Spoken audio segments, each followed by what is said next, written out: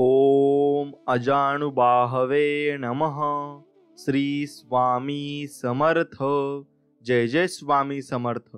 स्वामी भक्तांनो, स्वामींचे असेच मनमोहक संदेश तुमच्यापर्यंत पोहोचावे त्यासाठी आपल्या चॅनलला सबस्क्राईब करा आणि बेल आयकॉन नक्कीच ऑन करा। ज्या ज्या ठिकाणी म्हण जाय माझे, त्या त्या ठिकाणी निजरूप तुझे, मी ठेविते मस्तक ज्या ज्या ठिकाणी, तेथे तुझे सद्गुरु पाय दोन्ही। असंच आपण नक्की सद्गुरूंना म्हटलं पाहिजे। स्वामींची जर सेवा भक्ती केली तर सर्व देवी देवता स्वतःहून प्रसन्न होतात व स्वामी सेवेकऱ्यांचे कार्य हे मार्गी लावत असतात। म्हणून स्वामींची भक्ती अगदी मनापासून तुम्ही केली पाहिजे। आणि स्वामींवर नक्कीच विश्वास असेल तर व्हिडिओला लाईक करा आणि कमेंटमध्ये श्री स्वामी समर्थ, जय जय स्वामी समर्थ असं टाईप करा। स्वामी भक्तांनो, स्वामींना प्रार्थना करा की हे स्वामी राया, माझ्या प्रयत्नांना बळ दे, साथ दे आणि यश दे। कारण आता ही माझ्या एकट्याची परीक्षा नसून तुझ्यावर असलेल्या माझ्या भक्तीची आणि विश्वासाची परीक्षा मात्र नक्कीच आहे। म्हणून ज्या वेळेस आपण सर्वांकडून नाकारले जातो ना, दुनिया तिरस्कार करते, आपली मनातील भावना कोणी समजून घेत नाही, त्यावेळेस स्वामींच्या तसबिरीजवळ, मूर्तीजवळ किंवा बसल्या जागी स्वामींचे ध्यान करून हे सर्व स्वामींना सांगा। खूप हलकं वाटतं आणि इतकंच नाही तर स्वामी हे सर्व ऐकतात आणि मार्ग सुद्धा मोकळा करतात। हा नक्कीच माझा पण अनुभव आहे।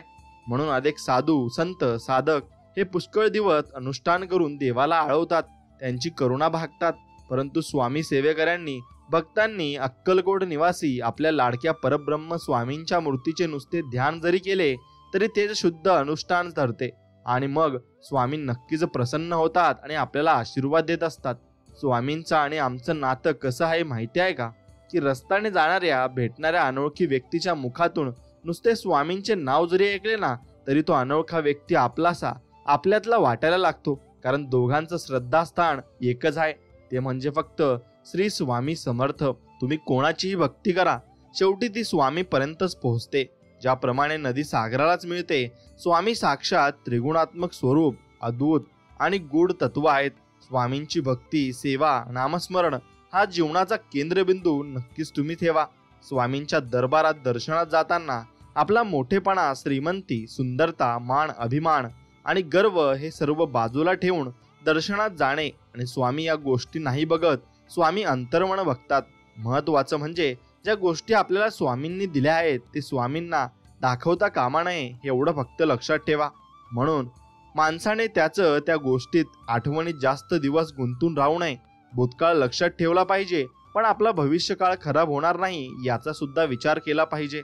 आणि मित्रांनो, अजून संपूर्ण जीवन तुमच्याकडे पडलं आहे, त्यामुळे स्वतःला सावरा आणि आवरा। स्वामींची भक्ती, सेवा करा, स्वामी सर्व काही ठीक करतील। आणि स्वामी आपल्याला म्हणत आहेत, हे बघ बाळा, स्वतःला कधीच कमजोर समजू नको। मैदानात उतरला आहे तर मैदान गाजव, हार मानू नको। कारण तुला साथ द्यायला स्वतः मी आहे ना। जिथे हारल्यासारखं वाटेल तिथे डोळे मिटून माझा चेहरा आठव, माझे नाव घे, बाकी मी आहे आणि तू आहे। म्हणून घाबरू नकोस, मैदान गाजवल्याशिवाय मागे मात्र हटू नकोस। म्हणून पूर्व पुण्याईची आणि त्या जन्माची पुण्याई साधली, म्हणून या जन्मी लाभले स्वामी गुरु। हा जन्म झाला पुन्हा स्वामीमय, या देही लाभला गुरु आम्हासी। तीर्थरूपी माऊली राहील सदा ही भक्ती स्वामी चरणी, आणि स्वामींच्या चरणी आम्ही नक्की सदैव राहू। म्हणून मनुष्य आपला जन्म कशासाठी झाला आहे हे जगाच्या संसाराच्या मोहात लागून विसरून गेलाय। आणि हे जग, संसार, नाते, संबंध, पैसा हे सर्व भ्रम आहे। संसारात राहून आत्ताच परमार्थ करून आपला जन्म हा सार्थकी लावा। आणि वेळ गेल्यावर, मृत्यू जरी जवळ असली ना, आणि आल्यावर पस्तावा करून काही फायदा होणारच नाही।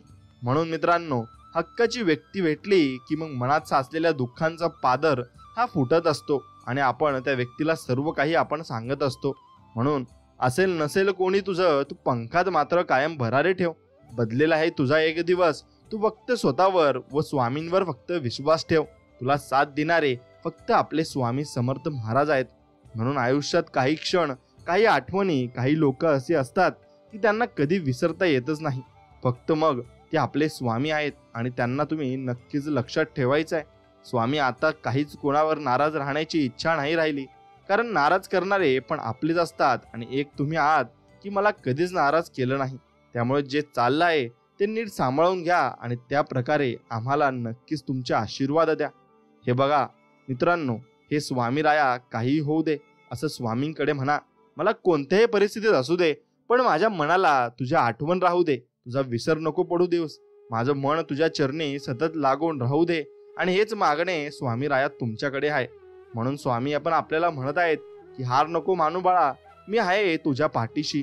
दुनिया काय बोलेल त्याकडे लक्ष देऊ नको. जिद्द ठेव व सांग स्वतःला आणि जगाला, हम फिर से आएंगे और फिर भी और छाएंगे. असं नक्कीच आपण सांगितलं पाहिजे आणि देवाने ते ऐकलंही पाहिजे आणि ते ऐकतातही. म्हणून मित्रांनो, स्वतःचा सन्मान हा स्वतःचा जपायचा असतो. तो कुणाकडूनही अपेक्षित नसतो. कारण हे जग सन्मान देईल अथवा न देईल, पण अपमान नक्कीच देतो. म्हणून स्वतःचा सन्मान स्वतः जपा आणि जगातील लोकांकडून अपेक्षा मात्र ठेवू नका. स्वामींकडून ठेवा. स्वामींची सेवा करा आणि भक्ती करा. आणि स्वामी म्हणतात की बाळा, जे सोडून गेले, जे झालं ते सोडून दे, ते मी बघून घेईल. कोणाच्या कर्माचं काय करायचंय त्याच्या आठवणीत न राहता आता उठ, नव्याने उभं राहा आणि स्वतःला नक्की सिद्ध कर. भिवू नकोस, उठ, लढ, मी तुझ्या पाठीशी नक्कीच आहे. असं आपल्याला अभयवचन स्वामी देत आहेत. मग तुम्ही नक्कीच प्रयत्न मात्र नक्कीच केला करून बघितला पाहिजे. मित्रांनो, नवीन दिवा बदलताना एक गोष्ट नेहमी लक्षात असू द्या की एक वेळी जुन्या दिव्यानेच तुमच्या जीवनात प्रकाश केला होता, म्हणून तुम्ही नवीन दिवा बघू शकलात. म्हणून त्याला नक्कीच तुम्ही कधीही विसरू नका. आणि स्वामींना सांगा की हे माझ्या स्वामी राया, मी बरेच स्वप्न पाहिले होते आणि पाहत आहे. ते तुमच्या कृपेने आणि आशीर्वादाने पूर्ण होऊ द्या, हीच तुमच्या चरणी प्रार्थना. असे स्वामींना आपल्याला नक्कीच म्हणायचे आहे. आणि स्वामी ते आपल्याला देतातही आणि त्यांचे आशीर्वाद पण आपल्या पाठीमागे नक्कीच असतात. दुःख तर आयुष्यात सगळ्यांनाच असते. काहींना बोलून दाखवता येते तर काहींचे अबोलच राहतं. आपल्याला स्वामींनी स्वामींच्या सेवेकरी भक्त म्हणून जन्माला घातले, हे आपले भाग्य. त्यामुळे दुःखाला विसरून स्वामींची सेवा भक्ती करा. कल्याण तुमचं नक्कीच होणार आहे. आणि जगभरातील अनेक दुःखित, पीडित, मुमुक्षु, साधक, भक्त, तपस्वी हे शेवटी अक्कलकोटी झाले. त्यांचे कल्याण स्वामींच जवळच झाले. आणि तेव्हा अक्कलकोट सोडून इतर ठिकाणी वणवण फिरणारे कधी जागे होतील, कधी त्यांना कळेल की स्वामींनी अक्कल से खुदा पहचानो हे आपल्या सारख्या वाट चुकलेल्या भक्तांनाच नक्की सांगितले आहे. म्हणून कोण किती ताकदवार, पैसावाला, कोण किती पण मोठा रुस्तम वस्ताद राहू द्या, व आम्हाला काही घेणं देणं नाही. कारण आमच्या पाठीशी लय मोठी शक्ती आहे आणि स्वामी मालिक आहेत. आणि ते वेळ आल्यावर येईल तुमच्या लक्षात. आणि म्हणून आपणही स्वामींवर तितकाच मनापासून फक्त तुम्ही विश्वास ठेवा. जेव्हा वाईट वेळ, उतरता काळ, संकट आले, तेव्हा माझ्या जवळून माझे मित्र, जिवलग, नातेवाईक, रक्ताचे नाते आणि ज्यांच्यासाठी खूप केलं अशा सर्वांनी पळ काढला. पण तेव्हा एकट्यापणाची जाणीव नाही होऊ दिली आणि क्षणाक्षणाला साथ दिली. आणि देत आहात स्वामी तुम्ही मला. बस स्वामी, आता फक्त स्वतःची जिंदगी जगायची नको, ते खोटे नातेसंबंध आणि स्वामी तुमची सेवा आणि भक्ती करायची आहे. बस एवढंच लक्ष आता मी जीवनात सार्थक करणार आहे. आणि ते लक्ष गाठल्यावरच मी आता शांत बसणार आहे. म्हणून मित्रांनो, तुम्ही फक्त जीवनामध्ये हे कर्म आपली चांगली करा आणि त्या कर्मानुसारच तुम्हाला फळ भेटणार आहे, हे फक्त तुम्ही लक्षात ठेवा. म्हणून त्या कर्म आपण नक्की चांगले केले पाहिजे आणि चांगले कर्म केले तरच आपल्याला चांगले त्याचे फळही मिळते. आणि त्या फळानुसार मग आपल्याला भरपूर काही चांगल्या वाटाही स्वामी दाखवत असतात. समोरच्याने कितीही राग केला तरी त्याचे हृदय प्रेमाने जिंकायचे सामर्थ्य तुमच्याजवळ ठेवा. कारण राग तर प्रत्येक व्यक्ती करतो, पण जो राग असून सुद्धा त्या रागावर आवर घालतो ना, तो जीवनात पुढे सरकत असतो आणि पुढे जात पण असतो. म्हणून जीवनात त्रास त्यांनाच होतो जे सतत जबाबदारी स्वीकारतात. आणि जबाबदारी स्वीकारणारे कधीच हारत नाही. एकतर ते जिंकलात किंवा मग काहीतरी शिकतात सुद्धा. म्हणून माणसाच्या आयुष्यात अडचणी कुठे आणि कशा येतील याची कल्पना नसते. त्रास करून घेतला तर आयुष्यात कशाचाही त्रास होतो, आणि साजरा केला तर आयुष्यात प्रत्येक क्षण हा खास मात्र नक्कीच असतो. म्हणून लोक तुमच्याशी कसे वागतात हे त्यांचे कर्म आहेत, पण तुम्ही त्यांच्याशी कसे वागता हे मात्र तुमचे कर्म आहे. म्हणून त्यामुळे कोणाशीही वागताना चांगलेच वागा, कर्माचे फळ तुम्हाला नक्कीच भेटणार आहे या इशाऱ्याने तुम्ही वागलं पाहिजे. जर तुमचा विश्वास असेल की स्वामी अस्तित्वात आहेत तर ते तुम्हाला सगळीकडे जाणवतील आणि सगळीकडे दिसतीलही. म्हणून कधीही कोणाला समजावण्याचा प्रयत्न हे करत बसू नका. कारण माणसं तेवढंच समजतात जेवढी त्यांची कुवत असते आणि त्यानुसार ते विचार सुद्धा करत असतात. म्हणून त्यांना समजवण्यात काही अर्थ सुद्धा उरत नसतो. म्हणून दुःख हे टाळता येण्याजोगे अजिबात नाही, पण त्यामध्ये कितीही रसून राहायचे आणि रमून राहायचे हे आपल्याला हातात आहे. आणि त्यामुळे हा पर्याय निवडायचा की नाही हे तुम्ही ठरवायचे आहे आणि तुमचा जीवनाचे शिल्पकार हे तुम्ही स्वतः आहेत हे तुम्हाला ओळखता आले पाहिजे. आणि ज्या माणसांच्या मनात स्वार्थ नसतो तीच माणसं बरोबरीला बरोबर आणि चुकीला चूक म्हणण्याची हिंमत ठेवत असतात. आणि चालाकी करता नाही आली तरी चालेल, पण समोरच्याला चालाकी करतोय हे ओळखता नक्कीच आपल्याला आलं पाहिजे. आणि अक्कलशून्य माणसे दुसऱ्याची निंदा नालस्ती करण्यास सदैव आघाडीकार असतात. कारण निंदा करणे ही एकच गोष्ट अशी आहे की त्यासाठी अजिबात अक्कल लागत नाही. म्हणून जवळचे सगळेच आपले शुभचिंतक नसतात, त्यातले बरेच आपलं शुभ होतंय म्हणून चिंतेत असतात. ते ओळखायला शिका आणि त्यांच्याशी तसं वागायला सुद्धा तुम्ही शिकलं पाहिजे. इमानदार राहून सुद्धा आमच्या स्वाभिमानाला धक्का लागत असेल तर मग आम्हाला तुमचा विचार हा करावाच लागेल. आणि अशा काही व्यक्तींसाठी आपल्याला नक्कीच विचार करावा लागत असतो, कारण ते आपल्याशी तसं वागतही असतात. म्हणून दुसऱ्याचं नुकसान करून कधीच आपलं चांगलं होत नाही. सगळ्या कर्माचा खेळ आहे. झालेल्या गोष्टींची परतफेड केल्याशिवाय देव सुद्धा स्वर्ग आपल्याला दाखवणार नाही यावर विश्वास ठेवा. आणि पहाटे घरात गुंजणाऱ्या तुमच्या लेकरांचा आवाज आणि लेकरं तुमची खरी संपत्ती आहेत. या संपत्तीचे योग्य जतन करा आणि यांना संस्कारित करा.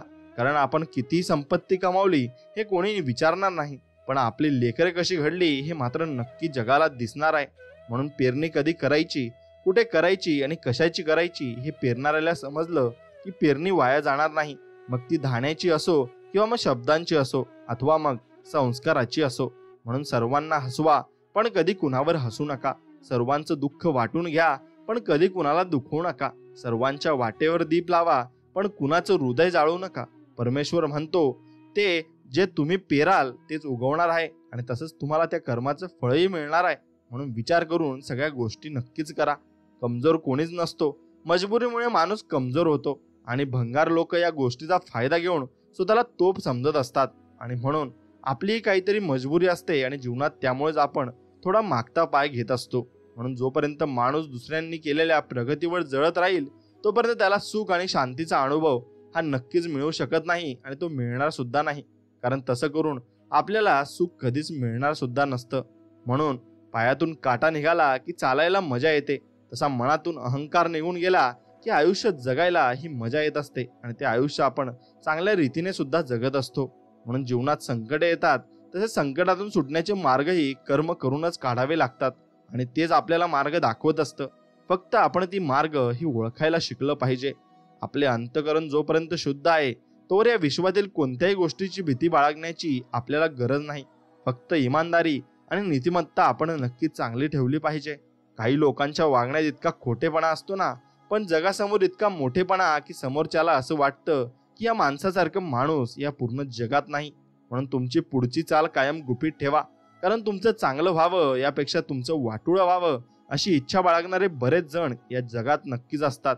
म्हणून दगडाचं ठीक आहे, थोडा शेंदूर फासला म्हणजे एखादा देव तरी तयार करता येईल, पण माणसाला असा कोणता रंग द्यावा म्हणजे माणसाचा माणूस बनवता येईल. आणि माणूस हा नक्कीच चांगला हवा आणि त्यामध्ये माणुसकी सुद्धा हवी. म्हणून मोठे मोठे धक्के बसून सुद्धा तुम्ही जर खाली पडत नसाल ना, तर लक्षात घ्या की स्वामींनी तुमचा हात घट्ट पकडून ठेवलाय. प्रयत्न करत राहा, यश थोड्या अंतरावर आहे आणि तुमच्यासाठी ते उभा आहे. म्हणून आयुष्याकडून एक गोष्ट शिकायला मिळाली, ज्यांचं मन साफ असतं ना त्यांचं नशीब नेहमी खराब असतं. आणि ते नशीब देव चांगलं लिहित असतो, पण थोडा वेळ नंतर आणि थोडा वेळ तुम्हाला संयम हा ठेवावा लागत असतो. जो तुम्हाला इज्जत देईल त्यालाच इज्जत द्या. धनदौलत संपत्ती बघून चिकटणे म्हणजे लाचारपणाचं लक्षण आहे आणि हे लक्षात घेतलं पाहिजे. आयुष्यात एक वेळ अशी येते जिथे आपण प्रामाणिक असल्याचा आपल्यालाच पस्तावा येतो आणि पस्तावा होत सुद्धा असतो. म्हणून आपल्यामध्ये सहनशीलता असणे गरजेचे आहे, कारण जीवनातील संकटांना सामोरे जाताना मिळालेले दुःख सहन करून त्यावर मात करण्याची ताकद सहनशीलता असल्याशिवाय मिळत नसते. म्हणून अक्षर किती सुंदर असलं तरी सगळ्यात आधी खाडाखोड झालेल्या अक्षराकडे लक्ष जातं. तसंच आपण कितीही चांगलं वागा, पण समोरचा आपल्या फक्त चुकाच शोधणार आहे आणि त्याला चुकाच दिसणार आहे. पण त्याने जर आपलं चांगलं बघितलं तर त्याला चांगल्याही गोष्टी या नक्कीच दिसणार सुद्धा आहेत. म्हणून पुण्य दिसत नाही, पण वेळ आली की बरोबर ते उपभोगता येतं आणि ते आपल्या कामी येत असतं. म्हणून आनंद देणाऱ्या माणसांना आशीर्वादाचं व्याज मिळत राहतं, मात्र दुसऱ्याला वेदना देणाऱ्यांना जन्मभर तळतळाचे हप्ते नक्कीच भरावे लागत असतात. ज्यांना आपली चूक समजत नाही अशा लोकांना कधीच त्यांची चूक दाखवण्याचा तुम्ही अजिबात प्रयत्न करू नका, कारण ते इतके मूर्ख असतात की स्वतःची चूक तर मानतच नाही, उलट आपल्याला चुकीचे ते ठरवत असतात. जगाचा एक नियम आहे, जोपर्यंत काम आहे तोपर्यंत नाव आहे, नाहीतर लांबूनच तुम्हाला नक्कीच सलाम आहे. म्हणून जीवनात मागे बघून शिकायचे आणि पुढे बघून चालायचे असते. ओळख, मैत्री, विश्वास, प्रेम, श्रद्धा, भक्ती या आयुष्यातील एका सुंदर प्रवासाच्या पायऱ्या आहेत. कोणी कुठे आणि किती वेळ थांबायचे हे ज्याचं त्यांना ठरवायचं असतं. आणि जगात येताना आपल्याकडे देह असतो, नाव नाही. जग सोडताना मात्र नाव असतं, देह नाही. मिळालेल्या देहाचे नावात रूपांतर करण्याचा हा प्रवास म्हणजे आपलं आयुष्य आहे. आणि क्षणाचा नाही भरवसा इथे. कोणी पाहिले जन्म साथ, हाय तो क्षण भरभरून जगून घ्या. मग देऊन एकमेकांची साथ, देऊन एकमेकांची साथ.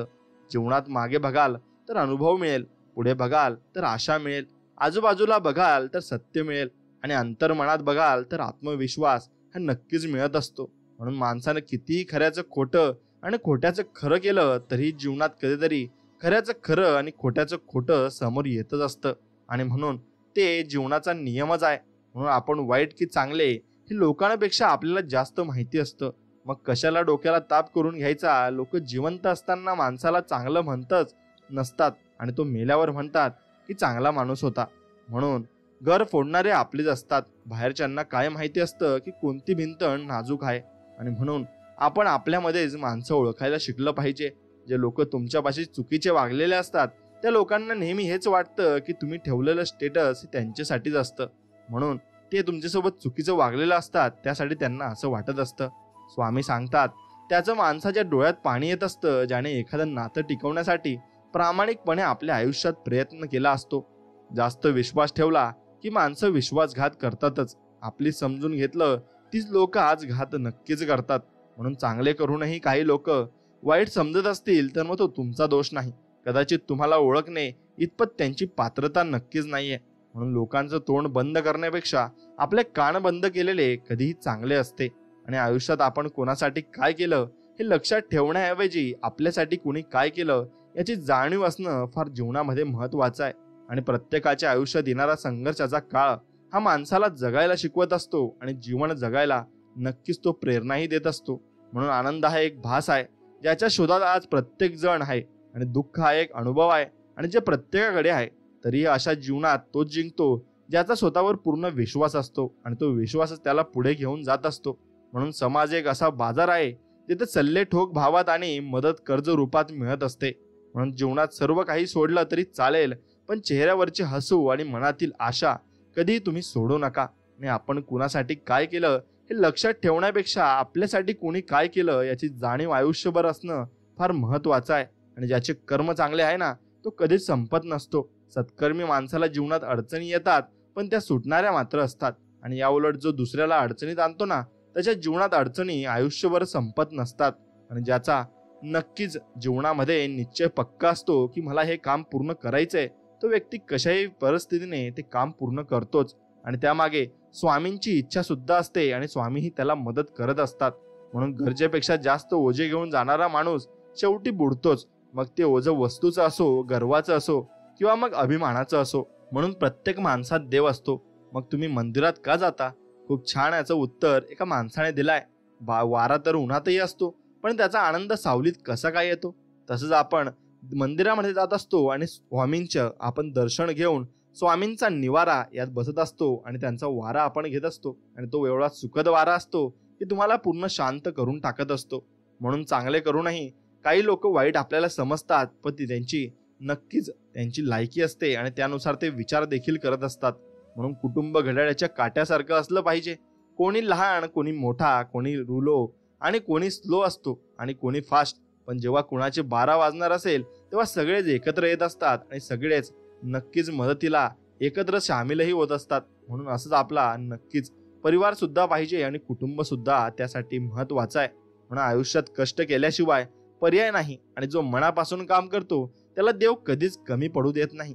म्हणून स्वतःला सतत विकसित करत राहा. आपल्या ज्ञानाची आणि कौशल्याची सीमा वाढवत राहा, जेणेकरून आपले जीवन सतत समृद्ध होत जाईल आणि सतत आपल्याला चांगल्या गोष्टी या मिळत जातील. म्हणून आपले आयुष्य हे आपल्या निर्णयावर अवलंबून आहे. सजग आणि जाणीवपूर्वक निर्णय घेतल्याने आपले जीवन हे सुखमय होऊन जात असते आणि नक्कीच ते सुखमय होणार सुद्धा आहे. कारण स्वामींचा आशीर्वाद आपल्या पाठीशी असताना आपल्याला भिण्याची अजिबात गरज नाही. म्हणून मन मारून जगण्यापेक्षा मन भरून जगा, कारण इथला मुक्काम कधी संपेल ना हे कोणाला सांगता येणार नाही आणि सांगताही येणार नाही. म्हणून जगणं खूप सुंदर आहे. सतत रुसू नका. नक्कीच आपण आनंदी राहा आणि जीवन अगदी मन मोकळ्यापणाने जगा. म्हणून स्वामी म्हणतात, बाळा, आमच्यावर ठेवलेला विश्वास हा कधीच वाया जात नाही. त्यामुळे तुझ्या मनात शंका आणू नकोस. एकदा तुझे दुःख मला सांगून तरी बघ. संकटमुक्त तुला मी करून टाकील. नाती ही कधीच नैसर्गिकरित्या तुटत नाहीत. नाती तुटतात एक तर तिरस्काराने, दुसरे दुर्लक्ष केल्यामुळे आणि तिसरे गैरसमजामुळे आणि चौथे म्हणजे लोकांनी कान भरल्यामुळे. आणि नात्यांमध्ये विश्वास ठेवा व नाती प्रेमाने तुम्ही जपा. नक्कीच नाती तुम्हाला पुढे घेऊन जातील. म्हणून स्वामी सांगतात, आपल्या जवळ जे आहे त्यातच समाधानी राहायला शिका, कारण जास्त प्रकाश देखील माणसाला आंधळा बनवत असतो आणि नक्कीच तो प्रकाश आपल्यासाठी घातक सुद्धा असतो. म्हणून सहज मिळून जाईल इतकं सोपं काहीच नसतं. जेव्हा वेळ येईल तेव्हा ते नक्की भेटतं, पण त्यावेळी ते विचार न करता स्वीकारता आलं पाहिजे. आयुष्य खूप सुंदर आहे आणि ते आणखीन सुंदर बनवणं आपल्याच हातात सुद्धा आहे. म्हणून स्वामी सांगतात, जसे आहात तसेच राहा. नेहमी लोकांच्या आवडीनुसार बदलायचा प्रयत्न केला तर आयुष्य नक्कीच तुम्हाला कमी पडून जाईल आणि तुम्हाला ते समजणार सुद्धा नाही. म्हणून हे जरुरी नाही की प्रत्येक ठिकाणी उत्तर द्यायलाच पाहिजे. काही गोष्टी आपल्याला परमेश्वरावर सोडून दिल्या पाहिजेत, कारण की परमेश्वर जेव्हा उत्तर देतो तेव्हा सारं विश्व मौन होऊन ऐकत राहतं आणि फक्त ऐकतच राहतं. म्हणून प्रत्येक गोष्ट आपल्याला हवी तशी मिळत नसते. म्हणून सुख न शोधता समाधान शोधा. आयुष्य खूप आनंदात जाईल आणि सुखात देखील जाईल. म्हणून स्वामी सांगतात, जे होऊन गेले त्यात अडकू नये किंवा भविष्याची काळजी करू नये, तर वर्तमानात जगले पाहिजे आणि आनंदाने जगण्याचा हा मार्ग नक्कीच आहे. म्हणून जगा इतके की आयुष्य तुम्हाला कमी पडेल आणि हसा इतके की आनंद कमी पडेल. आणि काही मिळाले नाही ना तरी नशिबाचा खेळ आहे, पण प्रयत्न इतके करा की परमेश्वराला देणे ही भागच तुम्हाला पडेल आणि परमेश्वर तुम्हाला ते देऊनच राहणार आहे. आणि फक्त आपण त्यांच्यावर विश्वास तितका मनोभावे आणि तेवढा भक्कम ठेवला पाहिजे. शुद्ध भावाने, देवाच्या प्रेमाने, देवासाठी केलेल्या अलौकिक भजनात देव असतोच. याच्या उलट धन, मान, मोठेपणा मिळवण्यासाठी केलेल्या लौकिक भजनात देव सोडून बाकी सर्व काही असते. म्हणून हे लक्षात ठेवा.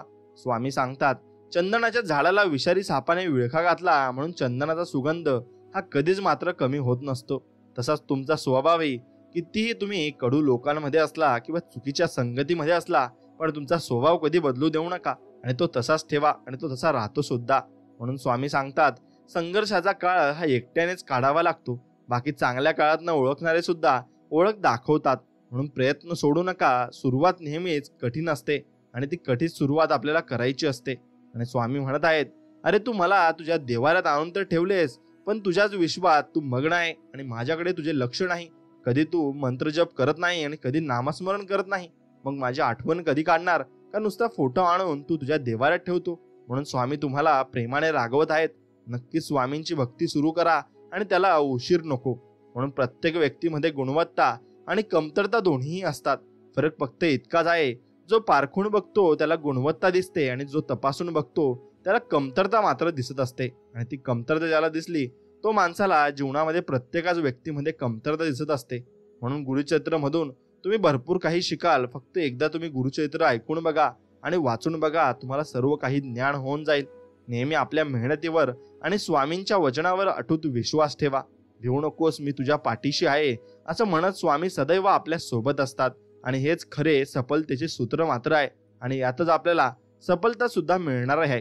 म्हणून नेहमी लक्षात ठेवा, आपण जन्माला आलो तसे एक दिवस या संसाराचा निरोप देखील घेणार आहोत. भविष्यात काय होईल याची चिंता न करत आनंदाने वर्तमानात जगा. प्रत्येक गोष्टीचा आस्वाद घ्या, पण त्यात अडकू नका. भगवंताच्या नामाशिवाय कोणतीच गोष्ट शाश्वत नाही तर क्षणभंगूर आहे. म्हणून थोडक्यासाठी मोहात मात्र तुम्ही अडकू नका आणि मोहात पडूही नका. म्हणून स्वामी सांगतात, आपण केलेले उपकार नेहमी विसरून जा. केलेल्या उपकाराचा प्रतिलाभ मिळेल अशी अपेक्षा लोभ ठेवू नका, कारण अपेक्षा भंगाचे दुःख हे फार वाईट असते आणि ते आपण करू नये. जेवढी जास्त अपेक्षा ठेवाल तेवढी जास्त तुमचं मन हे दुखणार आहे, यात काही शंकाच नाही. म्हणून माणूस जेव्हा सगळ्या बाजूने एकटा होतो ना, तेव्हा त्याच्याकडे जगण्यासाठी दोनच गोष्टी असतात. ती म्हणजे एक म्हणजे देव आणि दुसरे म्हणजे त्याच्या मनातील जिद्द. आणि ती जिद्द त्याने कधी सोडू नये आणि देवाचे नामस्मरण सुद्धा कधी सोडू नये. म्हणून मी आहे म्हणून सगळे आहे असा गर्व अजिबात करू नका, कारण सगळे लोक आहेत म्हणून तुम्ही आहेत हे फक्त तुमच्या लक्षात आलं पाहिजे. तेव्हा तुमचा सगळा अहंकार हा खूप कमी होऊन जात असतो आणि तुम्हाला अहंकार येत सुद्धा नसतो.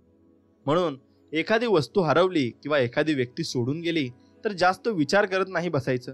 भेटली होती आणि परत हरवली म्हणून तिथल्या तिथं तो विषय तुम्ही सोडून द्यायचा आहे आणि त्या विषयी परत तुम्ही विचार कधी करायचा नाही. जीवन म्हणजे झोपाळा आहे. तो जेवढा मागे जातो तेवढ्याच प्रमाणात पुढेही जात असतो. म्हणून त्यामुळे जीवनात घाबरू नका. दुःख जेवढी येतील ना तेवढीच मोठी सुखही येतील यावर विश्वास ठेवायला शिका आणि हा विश्वासच तुम्हाला पुढे घेऊन जात असतो. म्हणून कोणी कौतुक करो वा टीका, लाभ तुमचाच आहे. कौतुक प्रेरणा देते तर टीका सुधारण्याची संधी देत असते. यश मिळाल्यामुळे आपली ओळख लोकांना होते आणि अपयशाने लोकांची ओळख ही आपल्याला नक्कीच होत असते. आणि लोक फायदा बघतात आणि आपण फक्त माणुसकी बघतो. आणि जे व्यक्ती माणुसकी बघतो तो जीवनामध्ये भरपूर पुढे जात असतो आणि तो दुसऱ्यांची मदत सुद्धा करत असतो. म्हणून श्री स्वामी सांगतात, आपल्या आयुष्यात कोण येणार हे आपण जन्मताच ठरलेलं असतं. येणाऱ्या प्रत्येक माणसाच्या येण्यामागे काहीतरी कारण असतं. आणि काही लोक आपल्याला वाईट कर्माची शिक्षा द्यायला येतात तर काही लोक आपल्याला चांगल्या कर्माची फळं द्यायला या जन्मात देखील येत असतात. म्हणून तुम्हाला ज्या विषयाची माहिती आहे ना त्याविषयी तुम्ही कमी बोला आणि लक्षात ठेवा, जास्त बोलाल तर तिथे तुम्ही तुटाल आणि तुम्हाला भरपूर काही गोष्टींचा सामना करावा लागेल. म्हणून मनापेक्षा सुपीक जागा कोणतीच नाही, कारण तिथे जे पेरलं जातं ना ते अधिकच वेगाने वाढत जातं. मग ते विचार असो, प्रेम असो किंवा नाहीतर मग द्वेष असो. म्हणून मित्रांनो, मोती होऊन सुवर्णाच्या संगतीत राहण्यापेक्षा धवबिंदू होऊन एखाद्या चातकाची ताण भागवणे ना कधी पण श्रेष्ठ असते आणि ते शेवटपर्यंत श्रेष्ठच असते. म्हणून उत्तम दिवस आठवणी देतात, चांगले दिवस आनंद देतात, वाईट दिवस अनुभव देतात व ते सर्व खूप काही शिकवूनही आपल्याला जात असतात. म्हणून ते दिवस आपण नक्कीच आठवा आणि ते दिवस नक्कीच आठवल्यावर आपल्याला ते अनुभव सुद्धा आठवतील. म्हणून नकारात्मक विचारामुळे तुमचे प्रश्न कधीच सुटणार नाहीत, परंतु तुमचे नुकसान मात्र निश्चितच आहे. म्हणून सकारात्मक विचारामुळे तुमचे प्रश्न कदाचित सुटतील किंवा नाही, परंतु कमीत कमी तुम्हाला प्रश्न सोडवण्यासाठी दिशा तरी नक्कीच मिळणार आहे. आणि ती दिशा मिळेल तर तुम्ही नक्कीच चांगल्या दिशेलाही जाल. म्हणून आरोग्य ही सर्व मोठी देणगी आहे आणि समाधान ही सर्वात मोठी संपत्ती आहे आणि विश्वास हे सर्वात मोठे उत्तम नाते नक्कीच आहे. म्हणून नाते तुम्ही नक्कीच जपायला शिका, कारण नाते आहे तर सर्व काही आहे. म्हणून प्रेम आणि आस्था या दोन गोष्टी आपल्या हातात आहेत. आपल्या मनात एकदा भक्ती निर्माण झाली तर कणाकणात ईश्वराचे दर्शन आपल्याला घडत असते आणि प्रत्येक ठिकाणी देवाचे दर्शनही आपल्याला होत असते. म्हणून माणूस नेहमी त्यांच्या भाग्याला दोष देतो आणि हे माहीत असूनही की भाग्यापेक्षा मोठं त्याचं कर्म आहे आणि हे फक्त त्याच्याच हातात आहे आणि ते कर्म तो कधी चुकवू शकत नाही. जे झाले ते चांगलेच झाले, जे होत आहे ते चांगलेच होत आहे आणि जे होणार आहे ना तेही चांगलेच होणार आहे. आणि ते फक्त स्वामींच्या आशीर्वादामुळे. आणि स्वामी प्रत्येकाला चांगला आशीर्वाद देत आहेत आणि प्रत्येकालाच म्हणत आहेत की बाळांनो, सगळ्यांनी प्रेमाने राहा आणि आपुलकीने राहा. म्हणून केवळ पैशाने माणूस श्रीमंत होत नाही. खरा श्रीमंत तो असतो ज्याच्याकडे चांगले विचार, गोड वागणूक आणि सुंदर विचार असतात आणि त्या विचाराने तो स्वतःला पुढे घेऊन जात असतो. म्हणून अत्याधिक आराम आणि अतिप्रेम माणसाला ही अपंग मात्र बनवत असते. म्हणून काळ कधी आणि कोणाला रंग दाखवेल आणि कशी शिक्षा देईल ना हे कोणाला सांगता येत नाही.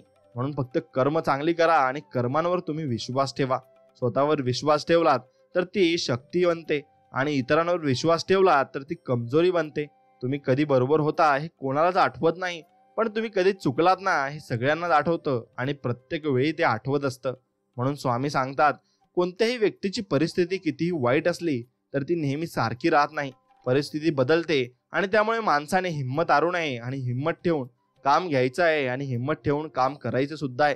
म्हणून जेव्हा जेव्हा धर्माचा ऱ्यास होतो ना तेव्हा स्वामी हे प्रगट होत असतात आणि प्रत्येक माणसाला ते मदत करत असतात आणि त्यांची भक्ती जो करेल ना त्याला नक्कीच ते चांगले आशीर्वाद सुद्धा देतात. म्हणून इतिहास सांगतो की भूतकाळात सुख होतं, विज्ञान असं सांगतं की भविष्यात तुम्हाला सुख मिळणार आहे, पण धर्म आपला असं सांगतो ना की मन पवित्र असेल ना तर तुम्हाला दररोज सुख मिळेल आणि फक्त तुम्ही मनामध्ये समाधानी राहिलं पाहिजे. आणि ज्या माणूस समाधानी असतो ना त्याला प्रत्येक क्षणी हे सुख मिळतच असतं.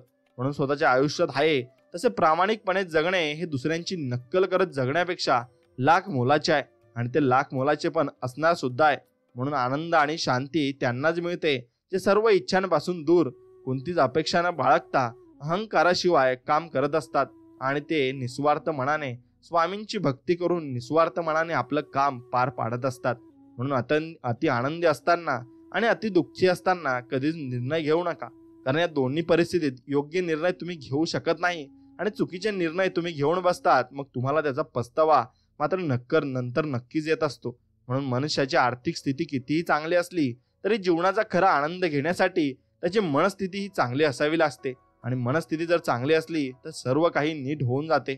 म्हणून जिंकणे म्हणजे नेहमी फक्त पहिला येणे असे नसते, कारण तुम्ही प्रत्येक दिवशी बदलत आहात हे सुद्धा तुमच्या लक्षात आलं पाहिजे. आणि प्रत्येक दिवशी तुम्ही थोडी थोडी प्रगती करत जगलं पाहिजे, कारण प्रगती कराल तरच तुम्ही पुढे जाल आणि प्रगतीच्या मार्गावर राहाल तर तुम्ही भरपूर काही मिळवू शकाल आणि मग तुम्हाला भरपूर काही मिळेलही. म्हणून मित्रांनो, तुमच्या आयुष्यात तुम्ही नक्कीच तुमच्या मनानुसार सर्व गोष्टी केल्या पाहिजे.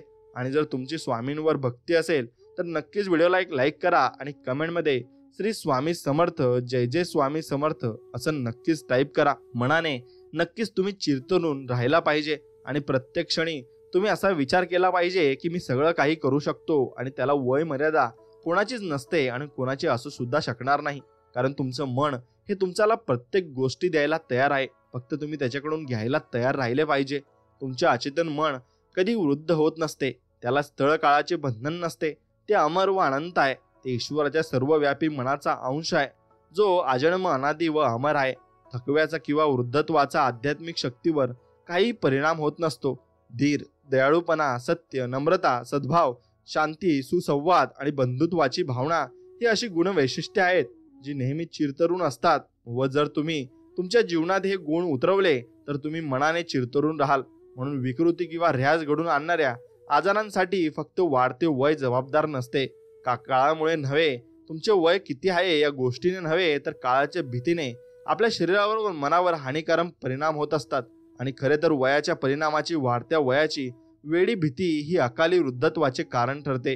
आणि माझ्या अनेक वर्षाच्या सामाजिक जीवनात मी अनेक प्रसंगी अशा प्रत्येक स्त्री पुरुषांच्या जीवनचरित्राचा अभ्यास केलाय आणि ज्यांनी त्यांच्या जीवनात सर्वसामान्य काळापेक्षा अधिक काळ उत्पादक कार्य चालू ठेवले आहे. आणि इतकेच नाही तर काहींनी आपली पहिली महानता वृद्धावस्थेत प्राप्त केली आहे. आणि तसेच मला अशा अनगिनत व्यक्तींना भेटण्याचे व त्यांच्याशी परिचय होण्याचे सौभाग्य लाभले आहे असे लेखक म्हणतात. आणि ज्या खास श्रेष्ठ व्यक्ती नाहीत पण त्यांना छोट्याशा क्षेत्रात अशा कारक तत्वाचे प्रतिनिधी आहेत आणि जे सिद्ध करते की केवळ वृद्धत्व हे मनाच्या व शरीराच्या रचनात्मक शक्तीला नष्ट करीत नाही आणि करूही शकत नाही. तो त्यांच्या वैचारिक जीवनात वृद्ध झाला आहे. आणि काही वर्षापूर्वी लंडनमध्ये त्यांच्या एका जुन्या मित्राला ते भेटले होते आणि तो नुकताच 80 वर्षाचा झाला होता.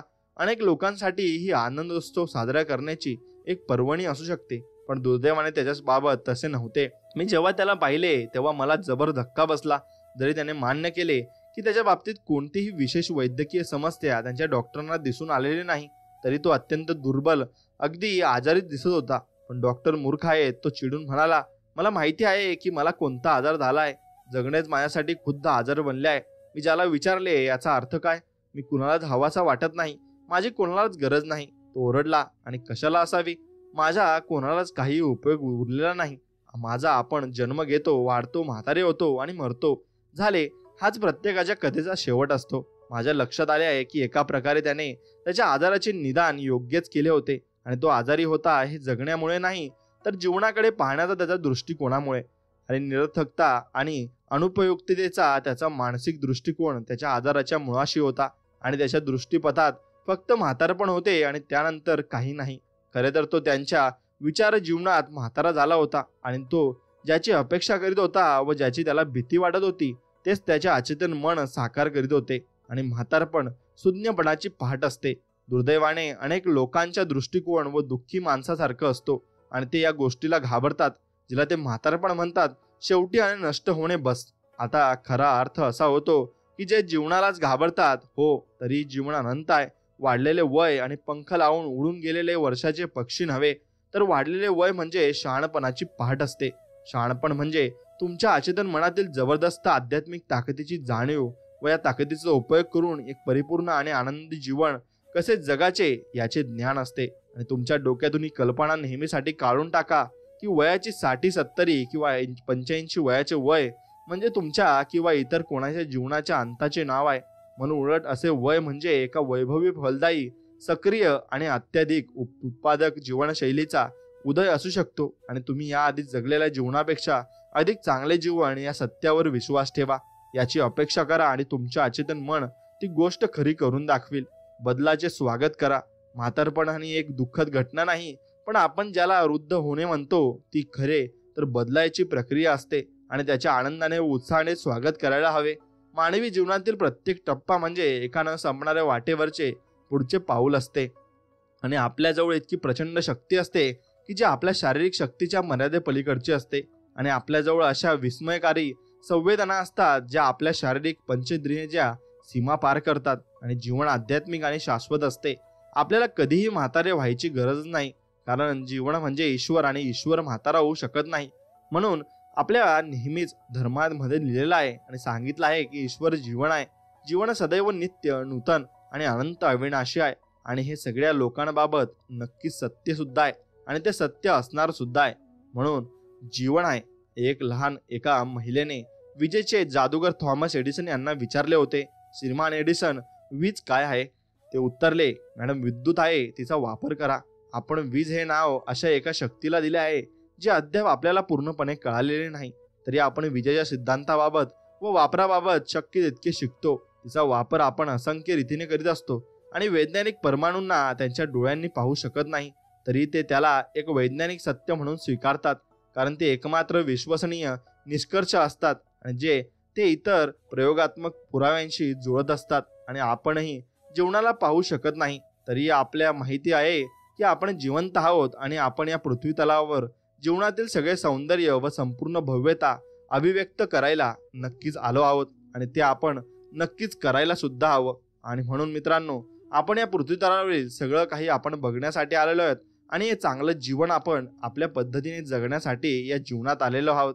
म्हणून ते जगून घ्या, कारण हे परत आपल्याला मिळणार नाही. आणि म्हणून मन आणि आत्मा कधीच वृद्ध आपला होत नसतो, फक्त आपण त्या विचाराने वृद्ध होऊन जात असतो आणि तो विचार आपल्याला नक्कीच करायचा नसतो. म्हणून पुस्तकामध्ये आणि धर्मग्रंथामध्ये लिहिलेलं आहे आणि हे जीवन अनंत आहे, कारण की त्यांनी तुम्हाला एकमात्र खरा ईश्वर म्हणून मानावे आणि तो ईश्वर आपण नक्कीच देवाला मानले पाहिजे. जर कोणी असा विचार करीत असेल तर तसे मानत असेल की जन्म, कुमारावस्था, तारुण्य, प्रौढपणा आणि वृद्धत्व या धर्तीवरील जीवनचक्राला जीवन म्हणतात, तर तो खरोखरच दयेला पात्र ठरतो. अशा माणसांसाठी कोणीच श्रेष्ठ नाहीये, कोणतीच आशा नाही. अशा माणसांसाठी जीवनाचा काहीही अर्थ नाही. अशा निष्फल विश्वासासोबत विफलता, साचलेपणा, दोमदृष्टी आणि आशाशून्यतेचे भाव येतात आणि जे तुम्हाला अनेक प्रकारच्या मानसिक विकृतीकडे नेतात. आणि काय झाले जर तुम्ही पूर्वीसारखे वेगाने टेनिस खेळू शकत नाही किंवा तुमच्या मुलांप्रमाणे जोमाने पोहू शकत नाही तर? मग काय झाले तर तुमच्या शारीरिक हालचाली मंदावल्या आहेत किंवा मग तुम्ही सावकाश चालता तर? लक्षात असू द्या की जीवन नेहमी नवे वस्त्रे धारण करीत असते, ज्याला लोक मृत्यू म्हणतात, आणि ती तर फक्त एका नव्या शहरात जीवनाच्या एका नव्या पैलूकडे होणारी यात्रा असते.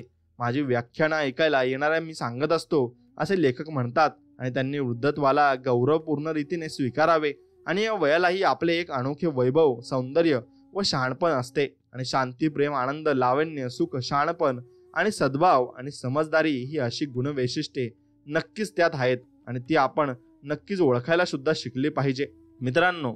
म्हणून ही त्यांना कधीही वृद्धत्व किंवा मरण येत नसते आणि ती अजरामर असतात. म्हणून राल्फ वाल्डो इमर्सन यांनी नावाचा एक कवी व तत्वचिंतक म्हणतो, आपण एखाद्या माणसाच्या वयाची वर्षे तोपर्यंत मोजत नाही जोपर्यंत त्याच्याजवळ मोजण्यासारखे काही उरलेले नसते. म्हणून एक लक्षात घ्या की तुमचे चरित्र, तुमच्या मनाची गुणावस्था व तुमची श्रद्धा आणि तुमचा विश्वास कधीच झिजत नसतो. आणि म्हणून तुम्ही तितकेच तरुण असता जितके तुम्ही समजता. आणि काही वर्षापूर्वी ते लेखक हे लंडनच्या कॅंगस्टन हॉलमध्ये व्याख्यान देत होते आणि मग त्यांनी व्याख्यानानंतर एक डॉक्टर सर्जन माझ्याशी बोलायला आले व मी 85 वर्षाचा आहे आणि त्यांनी मला सांगितले की मी रोज सकाळी हे भरपूर काही ऑपरेशन करतो व दुपारी रोग्यांना तपासतो आणि संध्याकाळी वैद्यकीय व इतर वैज्ञानिक जर्नल्सही लेख करत असतो. म्हणून मित्रांनो, एक गोष्ट लक्षात घ्या, त्यांचा दृष्टिकोन असा होता की ते तितकेच उपयुक्त आहेत आणि तितकेच ते स्वतःला समजून घेत होते आणि ते तितकेच तरुण सुद्धा आहेत. आणि जितके तरुण त्यांचे विचार होते ते मला म्हणाले, तुम्ही आता इतक्यात ही जे सांगितले आहे ते खरे आहे. आणि व्यक्ती तितकाच बलशाली असतो जितका तो स्वतःला समजत असतो आणि तो तितकाच मूल्यवान सुद्धा असतो जितका तो स्वतःला समजतो.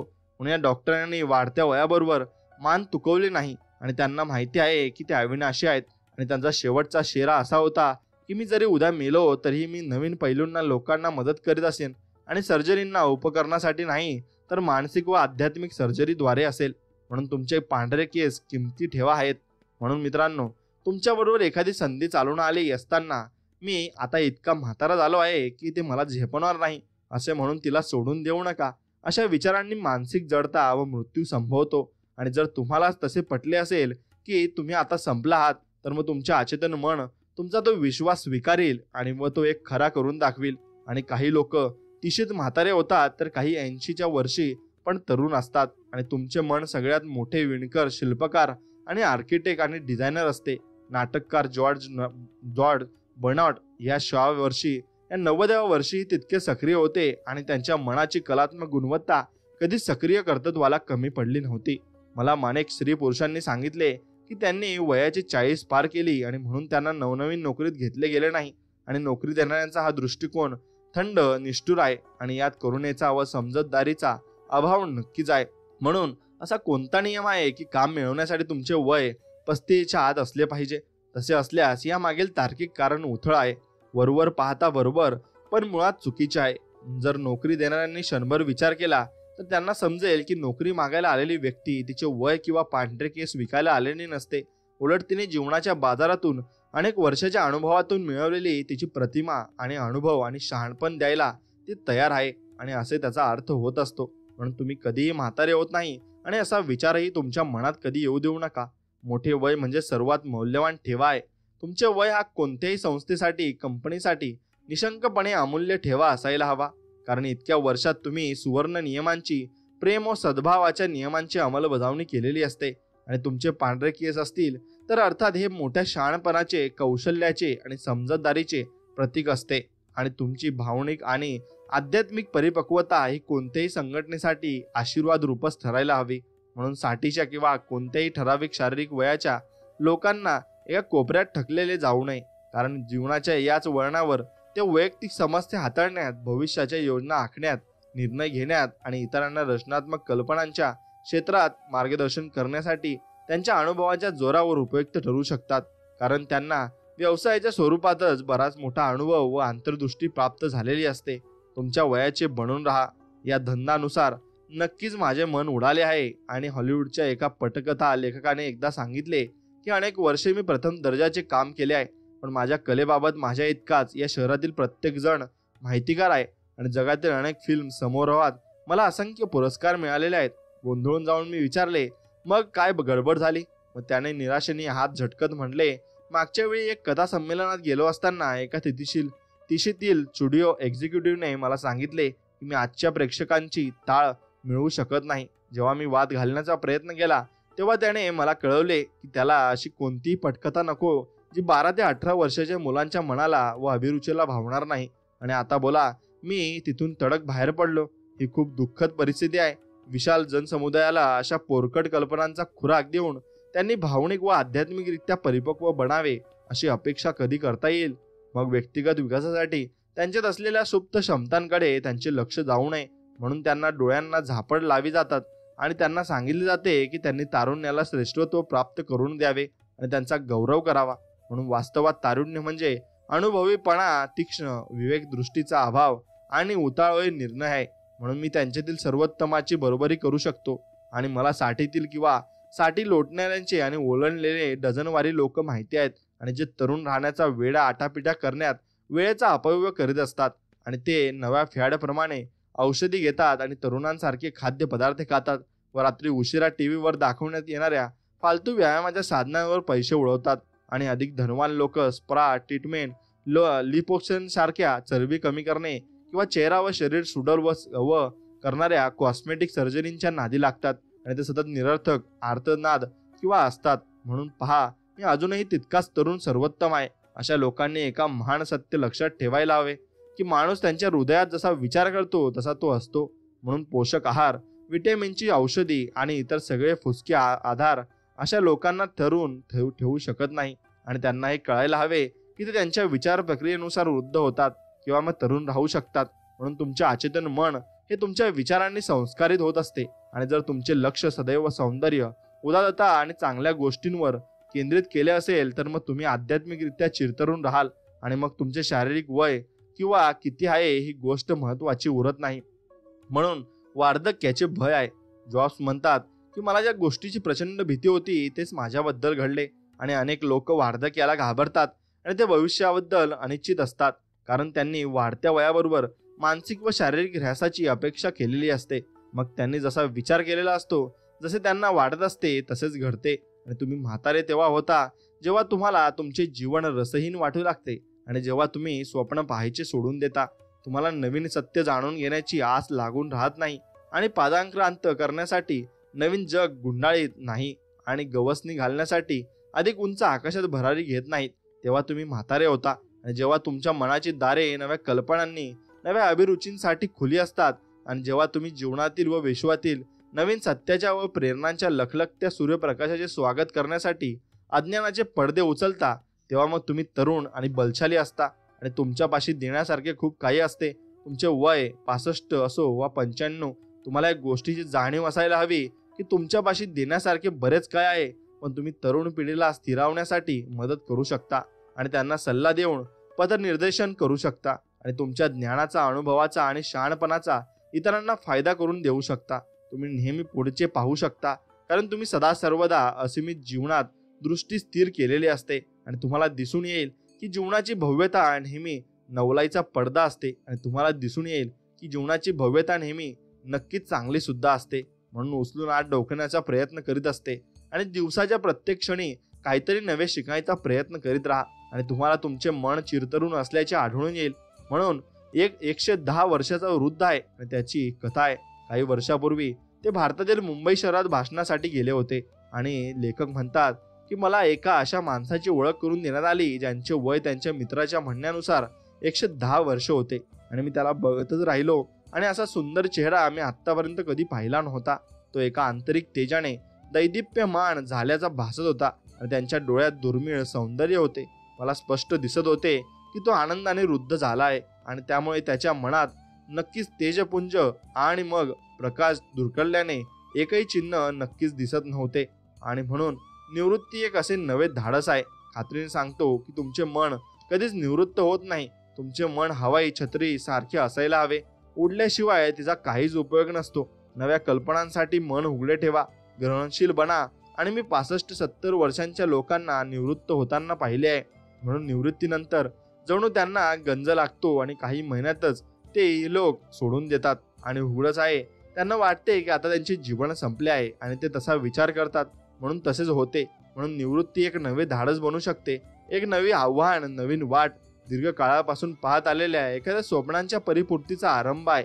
म्हणून एखाद्याला असे म्हणताना ऐकणे अत्यंत क्लेशकारक असते की मी निवृत्त झालोय, आता मी काय करू. जणू ती व्यक्ती म्हणत असते की मी मानसिक आणि शारीरिक दृष्ट्या मृत्यू पावलाय आणि नवे विचारांबाबत माझ्या मनाचे दिवाळे निघाले आहेत. म्हणून हे सगळे फसवे चित्र आहे आणि सत्य तर हे आहे की तुम्ही 60व्या वर्षापेक्षा 90व्या वर्षी जास्त मिळवू शकता, कारण वाढत्या वयाबरोबर तुमच्या नव्या अभ्यासाद्वारे व नूतन अभिरुचीद्वारे जीवन व ब्रह्मांडाबद्दल तुमच्या शहाणपणात व आकलनात दररोज वृद्धी होत असते आणि वाढ नक्कीच होत असते. म्हणून अधिक चांगल्या कामाकडे वळणे आणि म्हणून हे महत्त्वाचे असते. माझ्या शेजारी राहणाऱ्या फ्रँक डब्ल्यू एका ठिकाणी नोकरी करीत होता असं लेखक म्हणतात आणि काही महिन्यापूर्वी त्याला बळजबरीने नोकरीतून कमी केले गेले आणि त्याच्यासाठी कंपनीने जरी नवीन नेमणुकीचे कारण दिले होते तरी त्याला पक्के माहिती होते की कंपनीच्या निर्णयामागे खरे कारण होते त्याचे 65 वय. आणि म्हणून मी त्याला विचारले की कंपनीच्या पक्षपाती धोरणाला बळी पडल्यासारखे वाटून तुझ्या मनात कडवटपणा आला आहे का? मग तू कोर्टात जाणार आहेस का? आणि खेदपूर्वक हास्य करीत तो म्हणाला, मला वाटते मी तसे करू शकतो. माझ्या अंदाजाप्रमाणे मी कोर्टात गेलो तर चांगल्या रीतीने जिंकूही शकलो असतो, पण मी माझी ऊर्जा व वेळ अशा रीतीने वाया घालवण्यात काय हाशील आहे आणि मी माझ्या नोकरीला मुकलो नाही तर कंपनी माझ्या सेवेला मुकली आहे. आणि क्षणभर थांबून तो पुढे म्हणाला, मी तरी या गोष्टींकडे अशा रीतीने पाहतो की जणू मी बाल वर्गातून पास होऊन पहिल्या इयत्तेत गेलो आहे. आणि म्हणजे काय तर असं बघा की मी हायस्कूल पास होऊन शिर्डीच्या एका पुढच्या पायरीवर पाऊल ठेवले आणि कॉलेजमध्ये प्रवेश केला आणि कॉलेजचे शिक्षण पूर्ण केल्यावर जीवनाच्या शिक्षणात पदार्पण केले आणि त्यांचे पुढचे पाऊल होते माझी नोकरी आणि माझी कारकीर्द. कदाचित थोड्या अधिक पायऱ्या आता मला नेहमी त्या गोष्टीच्या कराव्याशा वाटायच्या, पण करता यायच्या नाहीत आणि त्या करायला मी स्वतंत्र आहे. आणि दुसऱ्या शब्दात सांगायचे तर नोकरी जाणे हे पण जीवना सोपानाची आणखी एक वरची पायरी आहे. आणि फ्रँकने शहाणपणाचा निर्णय घेतला की तो आता त्याचे लक्ष जिवंत राहण्यासाठी पैसे कमवण्यावर केंद्रित करणार नाही, तर तो आता म्हणाला त्याचे सगळे लक्ष जीवन जगण्यावर केंद्रित करणार आहे आणि त्याने अनेक वर्षे हौशीने फोटोग्राफी केली होती आणि आता त्याने जवळच्या कला संस्थेत रीतसर फोटोग्राफीचा अभ्यासक्रम पूर्ण केला होता. त्यानंतर तो जग प्रवासाला निघाला आणि त्याने त्या प्रेक्षणीय स्थळांना भेट दिल्या आणि त्याचे शेकडो फोटो काढले. आता तो वेगवेगळ्या क्लब व विविध समूहांच्या नक्कीच व्याख्यान देण्यात व्यस्त आहे आणि त्याच्या व्याख्यानाची मागणी सतत वाढत चालली आहे. म्हणून आजूबाजूला नजर टाकली तर अशा एखाद्या चांगल्या गोष्टीत अभिरुची विकसित करण्याचे असंख्य मार्ग तुम्हाला दिसून येतील आणि नवीन कल्पनांना उत्साहाने सामोरे जा. आध्यात्मिक प्रगती करा, शिकत राहा, विकसित होत राहा. अशा रीतीने तुम्ही तुमच्या मनात हृदयात सदा तरुण बनून राहाल, कारण तुम्हाला नवनवीन सत्य जाणून घ्यायची तहान लागलेली आहे आणि तुमचे शरीर नेहमी तुमच्या विचारांना प्रतिबिंबित करीत असते.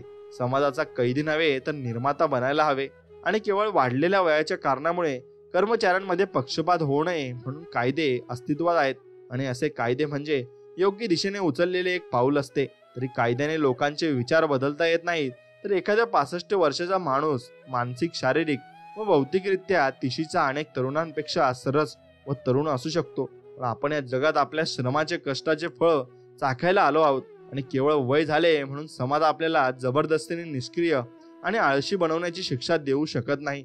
हे सुद्धा तुम्ही लक्षात घेतलं पाहिजे.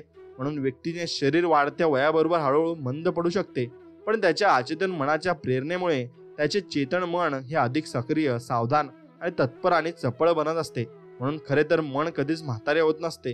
जेव्हा म्हणतात, हा मी महिन्यापूर्वी होतो तसाच असतो, तर मग तशा त्या दिवसात मी जेव्हा देवाच्या रष्टनात होतो तेव्हा त्याचा प्रकाश माझ्या शिरावर बसत होता आणि त्याच्या प्रकाशाच्या साथीने मी अंधारातून वाटचाल करीत होतो. म्हणून जसा मी माझ्या तरुणपणी होतो जेव्हा ईश्वराचे रहस्य माझ्या प्रार्थना मंदिरावर विसावले होते.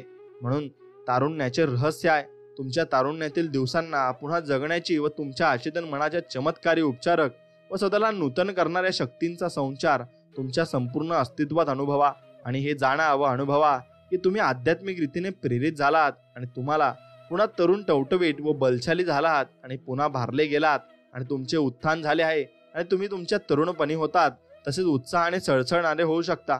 आणि याचे अगदी साधे कारण म्हणजे तुम्ही नेहमी मानसिकरित्या तीच आनंदाच्या डोहात तरंगण्याची व्यवस्था पुन्हा मिळवू शकता आणि तुमच्या डोळ्यांना प्रकाशमान करणारी ती ज्योत दैवी ज्ञानाची आहे आणि तुम्हाला जे जे जाणून घ्यायला हवे ते सगळे ज्ञान ती ज्ञानज्योती तुम्हाला दाखवते आणि तुमच्यातील शुभत्वाच्या अस्तित्वाला ठाम करण्यास ती तुम्हाला समर्थ करत असते.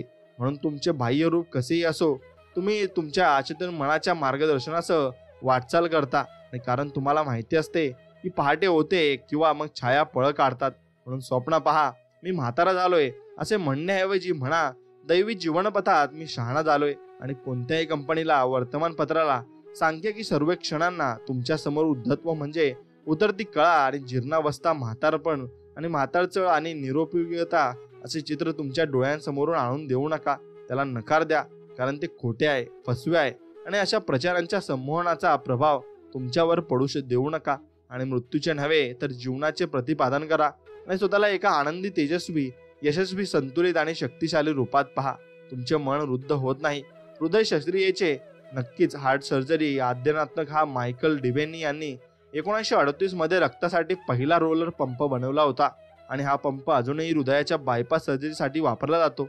व डॉक्टर डिबेकिनना त्यांच्या वयाच्या 90व्या वर्षी या नवीन संशोधनावर वैद्यकीय चाचण्या घ्यायची परवानगी मिळाली आणि त्यांचे हे संशोधन होते एक छोटा पंप जो तीव्र हृदयविकार असलेल्या रोग्यांच्या छातीत बसवता येतो. आणि तरीही स्वतःच्या संशोधनाने तितके समाधानी नसलेले डॉक्टर डिबे ही उत्साहाने शस्त्रक्रिया करण्यात मग्न असायचे आणि त्यांच्या सहकर्मचाऱ्यांचे सांगितले की त्यांनी जे केले ते करायला इतरांना 5 ते 6 जन्म घ्यावे लागतील. आणि डॉक्टर डिबेकिननी त्यांच्या जीवनाविषयक तत्वज्ञानाचे व सार हे 90व्या वर्षी असे सांगितले की जोपर्यंत तुमच्यासमोर आव्हाने आहेत आणि त्यांना सामोरे जाण्यासाठी तुम्ही शारीरिक व मानसिक दृष्ट्या सक्षम आहात तोपर्यंत जीवन रोमांचक व उत्तेजक असते. आणि 90व्या वर्षी सक्रिय मन हे आपले खूप असू शकते आणि ते सक्रिय मन असायला सुद्धा हवे. म्हणून माझे वडील त्यांच्या वयाच्या 65व्या वर्षी फ्रेंच भाषा शिकले व ते त्यांच्या भाषेचे तज्ज्ञ बनले असे ते लेखक म्हणतात आणि ते लिहितात सुद्धा. म्हणून 60व्या वर्षानंतर त्यांनी गायगे शिकायला सुरुवात केली आणि त्या विषयाचे मान्यताप्राप्त व प्रख्यात शिक्षक बनले. 99व्या वर्षी त्यांचे निधन होईपर्यंत ते एका उच्च शिक्षणाच्या संस्थेत माझ्या बहिणीला मदत करायचे आणि वयाच्या 90व्या वर्षीही 99व्या वर्षी त्यांचे डोके तितके तल्लक होते तितके त्यांच्या वयाच्या 20व्या वर्षी होते. आणि खरे तर त्यांची तर्कशक्ती वाढत्या वयाबरोबर अधिक तीव्र होत गेली होती. आणि खरोखर तुम्ही तितकेच वृद्ध असता जितके तुम्ही स्वतःला समजता व समजत असता. म्हणून आम्हाला आमचे ज्येष्ठ नागरिक हवे आहेत. रोमन देशभक्त मार्क्स केटो हे ग्रीक भाषा शिकले तेव्हा ते 80 वर्षाचे होते. आणि महान जर्मन अमेरिकन संगीतकार मॅडम आइन्स्टाईन शुमक हे यापण आजी म्हणल्यानंतर संगीत क्षेत्रात सफलतेच्या उत्तुंग शिखरावर पोहोचल्या होत्या. आणि असे अधिक उदाहरणं मी तुम्हाला नक्कीच सांगू शकतो. म्हणून आपण आपल्या नक्कीच ज्येष्ठ माणसांना हे वाचवलं पाहिजे. जर तुम्ही निवृत्त झाला आहात तर तुमच्या अचेतन मनाच्या नवलाईत आणि जीवन सिद्धांतात अभिरुची बाळगा. आणि तुम्हाला जे नेहमी करावंसे वाटत होते ते नक्कीच करा. आणि नवीन विषयांचा अभ्यास करा, नवीन कल्पना पडताळून पहा. म्हणून देवाकडे मागा की हे ईश्वरा, जसे मृग धापा टाकत पाण्याच्या झऱ्याकडे झेपावते तसे माझ्या आत्म्याने तुझ्याकडे झेप घ्यावी. आणि वृद्धत्वाची फळे आहेत, त्याचे मांस लहान बालकाच्या मांसापेक्षा लुसलुसीत असेल आणि तो त्यांच्या तरुणाच्या दिवसाकडे परत जाईल. म्हणून म्हातारपण म्हणजे खरे तर उच्चतर दृष्टिकोनातून ईश्वरीय सत्याचे मनन करणे होय. आणि या गोष्टीची जाणीव असू द्या की तुम्ही एका अनंत प्रवासाचे यात्री आहात.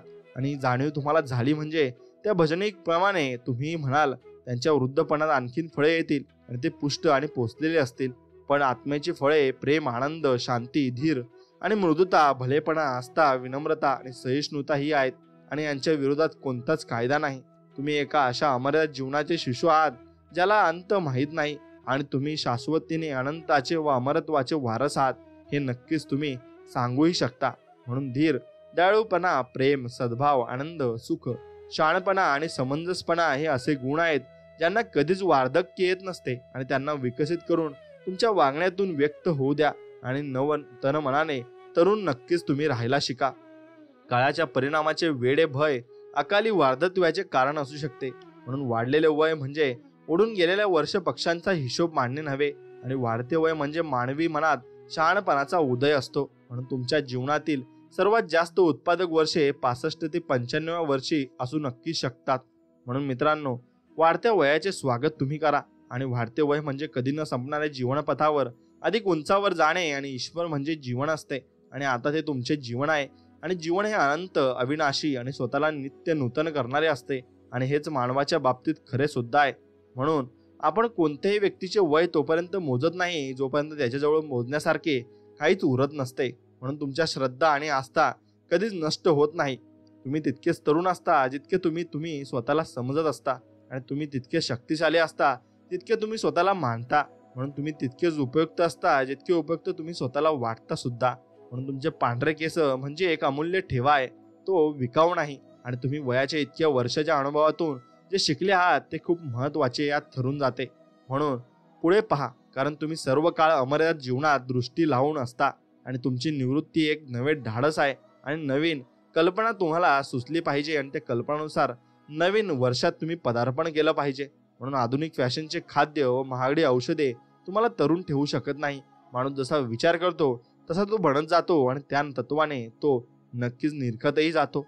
म्हणून समाजाचा कैदी नव्हे तर निर्माता बना. तुमच्या गुणांना व प्रतिभेला अति विनम्रतेने बुराख्यासह दडवू नका.